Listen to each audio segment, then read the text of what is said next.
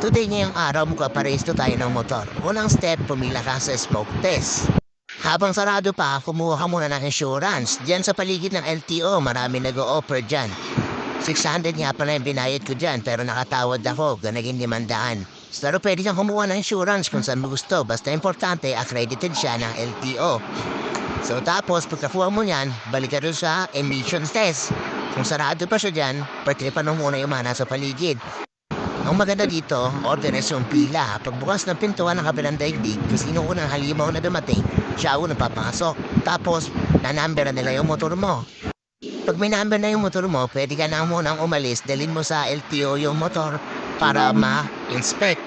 Checkin nila dyan yung brakes, mga ilaw mo, dapat wala kang modified sa motor mo, like yung mga kataas na ilaw. Yung side mirror mo, dapat stocks, hindi yung maliliit, power yun. Tapos pag okay na, balik ka din sa pila sa emission.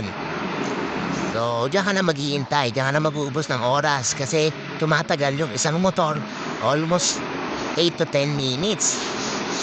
Tapos na, magbabayad ka na sa counter, yan, yun yung mga presyo niya. So, dito tayo sa 350 para sa motor. Sa mga kotse, 450 at sa mga truck, 500. So after mo dyan, dahil walang parking sa loob ng LTO, meron silang payable parking dito sa tapat lang. 30 pesos nga lang pala yan. So bayad ka lang dyan, iwan mo na yung motor mo, tapos dalhin mo yung mga papeles mo mula doon sa smoke test. At saka mo online inspection dito naman sa loob ng LTO. Sabihin na dyan yung magbabayad ka na ng iyong rehistro. 261 pesos lang yan, guys. Pwede ka nang dumiretso sa counter. Pumila ka lang dyan. Mabilis lang naman yung pila kasi hindi ganun karami nagpaparehistro.